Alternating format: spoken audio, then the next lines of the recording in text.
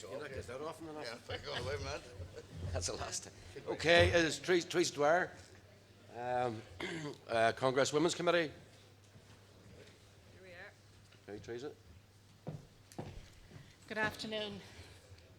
Theresa Dwyer from the ICTU Women's Committee.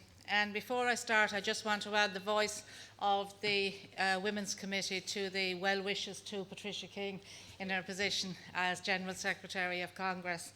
And I think you'll all agree that her contributions earlier today were a great defence of workers' rights.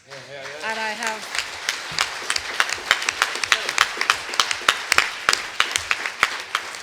And I have no doubt that the Taoiseach got the message loud and clear. So what I just want to do is I want to take a few minutes to talk about the work on the Women's Committee, both North and South. In the South, at the moment, we're finalising our programme of work for the current term of office, and we've broken this down into three key areas. Women organising for decent work, which includes collective bargaining, pensions, family leaves, affordable childcare and flexible working.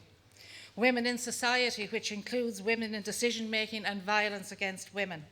And then women in trade unions, which includes an audit of women in trade unions, including delegations to union conferences. We've been guided by motions from previous BDCs and by the Women's Committee conference in 2014, as well as data and analysis from the ETUC. We also intend to conduct a survey of women workers across the country to identify issues that are a priority for working women. Now, the Women's Committee are meeting next week, and we will be prioritising items under those three key areas. A major focus for the Northern Ireland Women's Committee has been campaigning against austerity and the impact of welfare reform.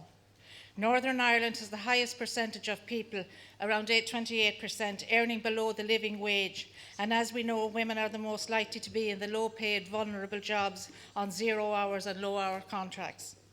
The Northern Ireland Women's Committee continues to contribute to the policy debate in Northern Ireland, responding to consultations including those on childcare, shared parental leave and flexible working, as well as taking an active and robust role in the development of the gender equality strategy for Northern Ireland.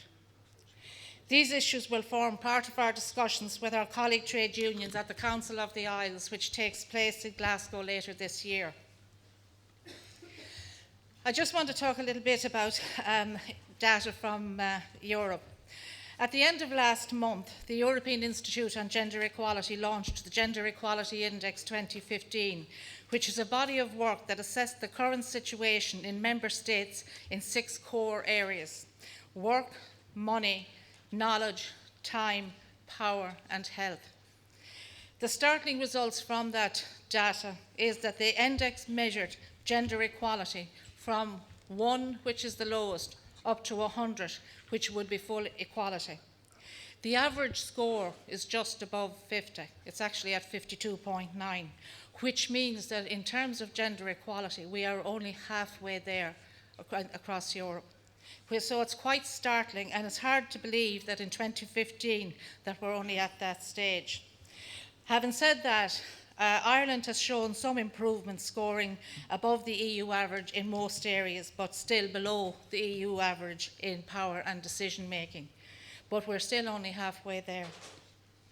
Now, at the Biennial Delegate Conference in 2013, we passed a motion put forward by the Executive Council, where a conference reaffirmed our commitment to create a fairer, better, more equal society. We agreed that within the trade union movement, we would develop impact assessments of our own actions in policy making at the bargaining table with employers and in our negotiations with the government to ensure that we are genuinely contributing to the elimination of discrimination and the promotion of equal opportunity. A motion passed at the Women's Conference in 2014 called for equality proofing of all collective agreements in advance of their implementation. We need to start doing that, delegates, at the bargaining table, because if we don't, all we'll ever really be is halfway there. So that's not a place that we want to be. We're a progressive trade union movement, and I must say I'm very much heartened by the Congress Charter for Fair, conditions at work. I think that's a very important piece of work, because any organisation that signs up to this is also pledging to eliminate discrimination in the workplace. And on a final note, I would like to congratulate Esther Lynch on her appointment as Confederal Secretary with the ETUC and wish her well in her post. Esther has been a good friend.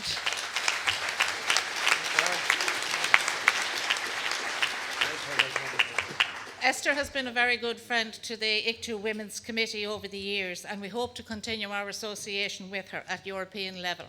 Thank you very much.